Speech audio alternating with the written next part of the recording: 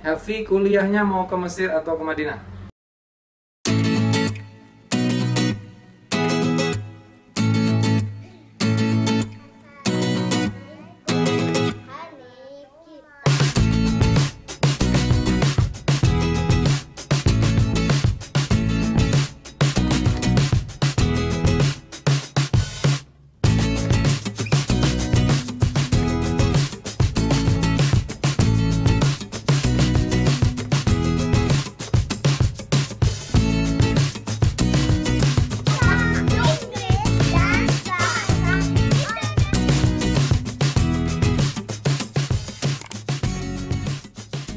Assalamualaikum warahmatullahi wabarakatuh. Ketemu lagi di channel Adi Suta. Mudah-mudahan kalian semuanya baik-baik saja. Saat ini saya akan membuat konten cara atau tips sukses kuliah ke Mesir. Jadi di sini akan saya bagi dari beberapa tahap ya. Yang pertama ada tahap perencanaan atau planning, kemudian tahap persiapan, kemudian tahap adaptasi, dan yang keempat atau terakhir adalah tahap konsistensi. Yang pertama, tahap perencanaan ini bisa dibagi dua, yaitu perencanaan jangka pendek dan perencanaan jangka panjang ya.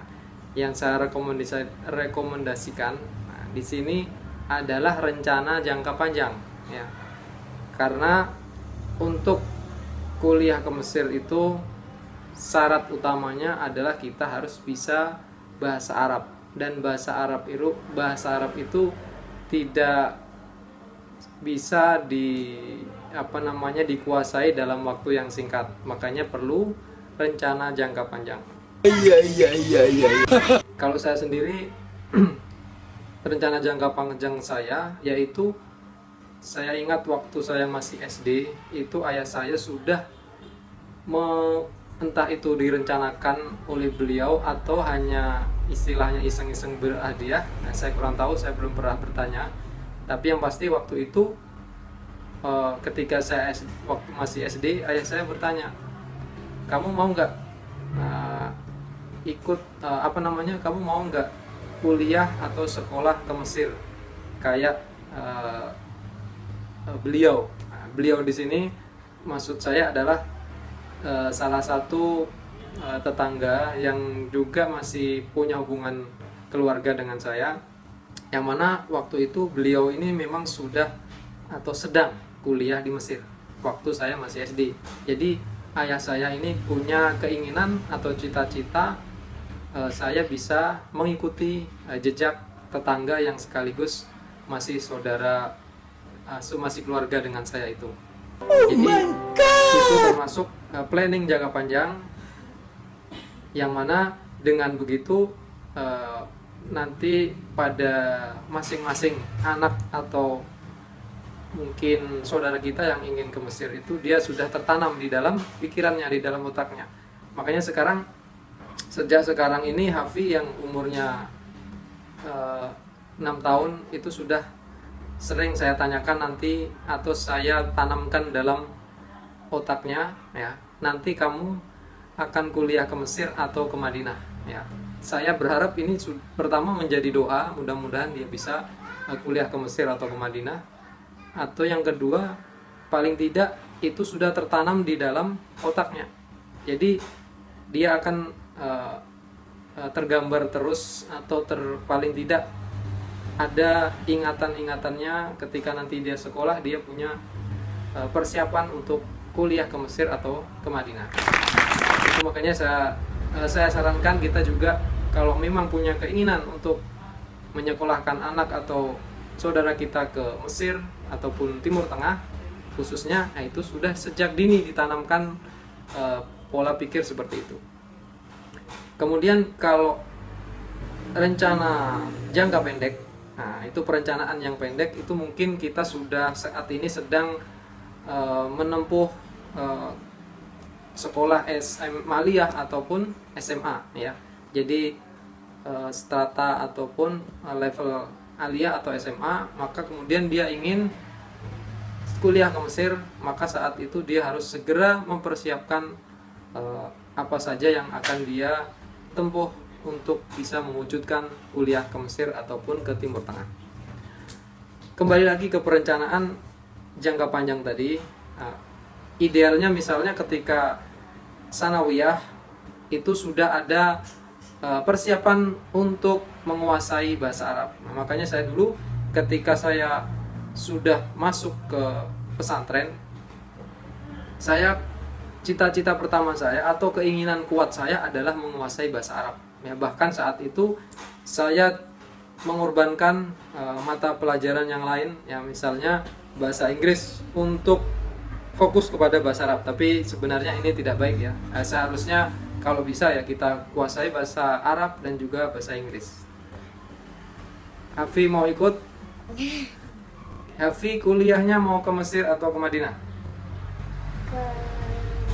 Keras, nggak dengar nanti. Ke bensin. Ya, jadi begitu. Apa namanya? Perencanaan jangka panjang. Jadi saya sarankan anak kita atau saudara kita disekolahkan ke pesantren. Kenapa harus ke pesantren? Karena pesantren itu akan membentuk passion ya. Passion itu apa ya? Semacam keinginan kuat atau kecenderungan untuk mendalami ilmu-ilmu agama ya. Makanya dari situ kalau tidak disekolahkan di pesantren, khawatirnya nanti ketika dia lulus SMA atau aliyah, dia tidak ada kecenderungan atau passion ke mata kuliah agama atau pelajaran ilmu-ilmu agama. Oleh karena itulah perlu ke pesantren, di sana diajarkan untuk menyenangi atau menggeluti ilmu-ilmu agama. Oleh karena itulah ya, supaya cita-cita untuk bisa kuliah ke Mesir atau ke Timur Tengah itu bisa tercapai dari sana. Kemudian alasan lagi, karena saat di pesantren pasti diutamakan bahasa Arab. Ya, umumnya pesantren-pesantren itu pasti mengandalkan atau mengutamakan bahasa Arab. Dari situlah maka penguasaan bahasa Arab akan lebih cenderung lebih mudah kalau sekolahnya di pesantren. Kemudian untuk perencanaan jangka pendek ya. Perencanaan jangka pendek artinya bagi mereka yang sudah terlanjur misalnya sekarang sudah masuk jenjang aliyah atau SMA tapi tetap masih punya keinginan kuliah di Mesir atau ke Timur Tengah, maka dia harus mempersiapkan bahasa Arab. Nah, dia harus ngambil kursus bahasa Arab. Jadi dengan kursus bahasa Arab dalam waktu beberapa bulan menunggu sampai dia lulus dari aliyah atau SMA, maka nanti diharapkan ketika sudah lulus dia sudah menguasai bahasa Arab paling tidak ya 70% atau 80%. Kemudian setelah itu nanti baru masuk ke tahap persiapan. Tahap persiapan ini yang pertama misalnya dari segi administratif ya, mungkin ijazahnya, kemudian misalnya paspor dan seterusnya. Tapi kalau saya cenderung mengutamakan dulu persiapan mental ya, karena yang namanya kuliah di luar negeri itu tidak semudah atau seindah yang dibayangkan ya. Pada tahap persiapan ini saya akan mengulas sedikit bahwasanya ke Mesir itu ada dua jalur ya. Jalur yang pertama ada jalur beasiswa, yang kedua jalur non beasiswa. Tapi sebenarnya meskipun non beasiswa itu kuliahnya tetap gratis. Adapun kalau kita mengambil jalur beasiswa itu berarti artinya sudah full, penuh dari segi SPP, kemudian tempat tinggal kita dapat asrama, bahkan ada uang saku, dapat makan juga. Nah, itu artinya tidak perlu lagi kita mencari biaya ataupun uang tambahan untuk hidup di sana. Jadi untuk yang sudah mendapatkan full beasiswa itu insya Allah tidak perlu lagi mencari tambahan biaya untuk hidup di sana. Ya, jadi kurang lebih penerima beasiswa full itu kalau ke Mesir kurang lebih adalah 100 orang untuk dari jatah tiap tahun untuk orang Indonesia.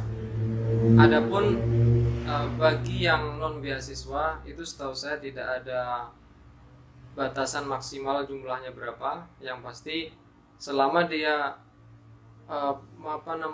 memenuhi seleksi, artinya dia lolos seleksi, maka dia bisa kuliah ke Mesir.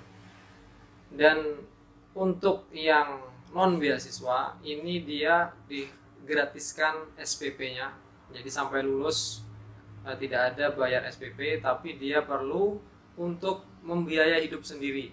Nah, misalnya untuk sewa kos-kosan atau sewa tempat tinggal, atau juga untuk makan sehari-hari. Nah, jadi itu saja yang perlu dipersiapkan bagi yang tidak mendapatkan beasiswa. Dan jangan khawatir, biasanya yang tidak dapat beasiswa pun nanti ketika sudah di Mesir 1 tahun biasanya bisa mengajukan semacam dana bantuan per bulan. Nah, itu ada 4 lembaga yang memberi bantuan untuk mahasiswa Al-Azhar, dan kurang lebih itu nilainya ada kisaran dari 300 sampai 500 ribu per bulan. Itu lumayan untuk membantu pembiayaan hidup di sana. Kembali ke persiapan tadi, yang paling diutamakan itu dari segi kemampuan berbahasa, yaitu dia harus menguasai bahasa Arab, kemudian nahwu dan shorof. Nah, jadi yang sekolah di pesantren atau yang sedang menempuh kursus misalnya, nah itu jangan sampai dilewatkan pelajaran bahasa Arab, nahwu dan shorof, karena itu sangat menunjang kemampuan kita dalam berbahasa Arab. Kemudian untuk kemampuan yang tambahan itu yaitu persiapkan hafalan Quran. Jangan menghafal dari juz amma atau dari belakang, tapi dari depan, dari Al-Baqarah. Kenapa? Karena hafalan Al-Quran ini salah satu mata kuliah. Jadi per semester biasanya atau per tahun itu kalau untuk orang asing sekarang 1 juz. Dahulu zaman saya pernah sampai 2 juz 1 tahun. Nah, sekarang dikurangi menjadi 1 juz. Jadi lumayan. Kalau kita sudah punya hafalan saat di Indonesia misalnya 2 juz atau 3 juz, nah nanti di sana kita tidak terbebani dengan hafalan Quran. Karena hafalan Quran ini salah satu momok atau penjegal mahasiswa-mahasiswa kita yang banyak yang terganjal dalam hal hafalan Quran. Makanya dari situ kalau kita sudah punya hafalan sejak di Indonesia, nah nanti di sana hanya tinggal mengulang saja, tidak terbebani dengan menghafal. Kemudian selanjutnya proses untuk mendaftar ke sana itu biasanya di setiap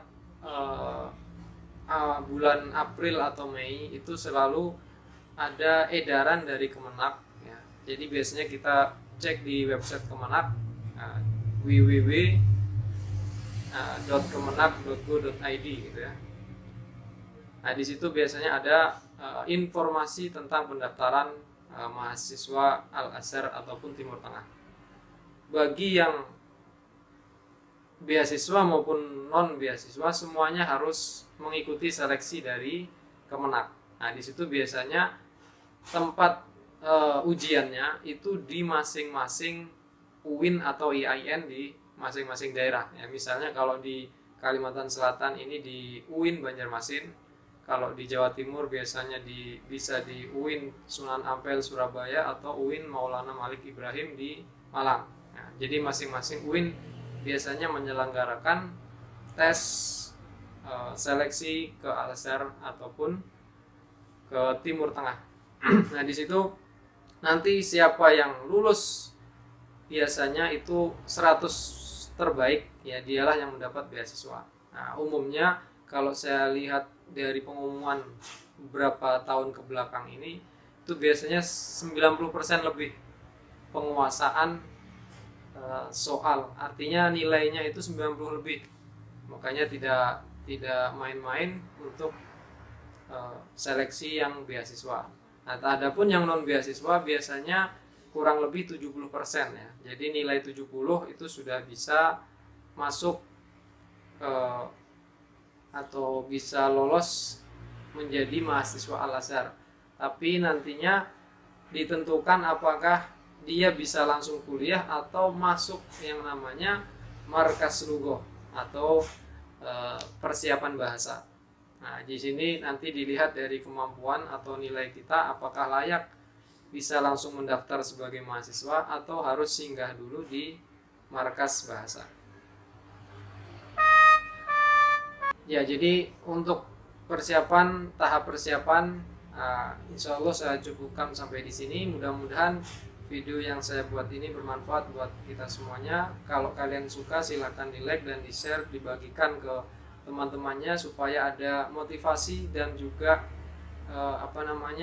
paling tidak tips ya bagaimana mempersiapkan diri kuliah ke Al-Azhar. Saya akan sambung di video-video selanjutnya.